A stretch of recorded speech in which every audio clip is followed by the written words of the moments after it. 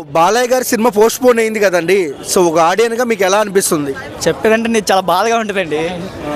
మరి అంతే కదా, మన ఫస్ట్ టైం మన ఒక భారతదేశం పట్ల ఒక హైప్ ఉన్న మూవీ ప్లస్ ఒక కంటెంట్ తీసుకొని ఒక హిందూయిజం పట్ల ఒక శివుడు అనే గెటప్ తోటి చాలా హైప్ ఉందండి మూవీ.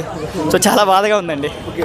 సో అంటే 14 రీల్స్ వాళ్ళ వల్లనే ఇలా జరిగింది. చాలా వరకు వాళ్ళు అప్పులు తెరిచింటే బాలయ్య దర్శనం చేసుకునే వాళ్ళని ఫ్యాన్స్ అంటున్నారు, మీరేమంటారు? అది ఎలా చెప్తామండి, ఇప్పుడు మనం ఒకటి పని అనుకొని చేస్తాం, దాని వెనక ఎన్నో జరగవచ్చు. బాలయ్య అన్ఎక్స్పెక్టెడ్ జరిగింది. అది బాలయ్యకి తెలిసింటే కొంచెం జాగ్రత్త పడతాడు తప్ప ఫ్యాన్స్కి అన్యాయం చేయాలని ఎవరు అనుకోరు కదండి.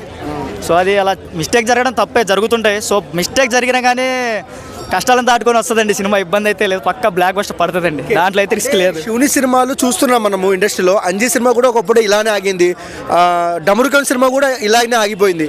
ఇప్పుడు అఖండ ఎందుకు శివ సినిమాలకి ఇలా అయిపోతున్నాయి అంటారు? అయిపోతున్నాయంటే ఏదైనా ప్రళయం వచ్చేటప్పుడు కొంచెం టైం తీసుకుంటుందండి. ఏదైనా కానీ ఎనీథింగ్ మనం మనసులో అండి నార్మల్గానే మనం ఏది చేయాలన్నా 100 చూసి ఆలోచిస్తాం. అది దేవుడితో పెట్టుకునే మూవీ అండి. దానికి ఎలా ఉంటుంది మీకు తెలుసుగా, విధ్వంసం సృష్టిస్తుంది, ప్లస్ వస్తుంది, పక్క ఇబ్బందులు రావాల్సిన టైంలో వస్తుంది.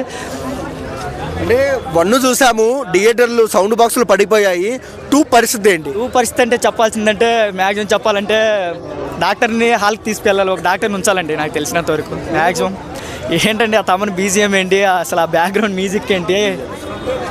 ఈసారి ఎలాంటి చరిత్ర తిరిగి రాస్తాడు బాలయ్య?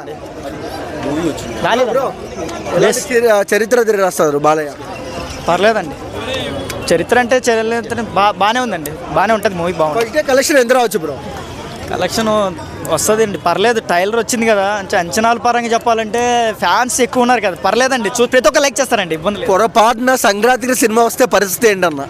పరిస్థితి అంటే సినిమాల పరిస్థితి అలా అంటే ఏం ఉండదండి. సో ఎవరికి ఏ కంటెంట్ బాగుంటే ఆ కంటెంట్కి వెళ్తారండి. సో బాలయ్య బాబు తమనంటే ఖచ్చితంగా లైక్ చేస్తారండి నాకు తెలిసి.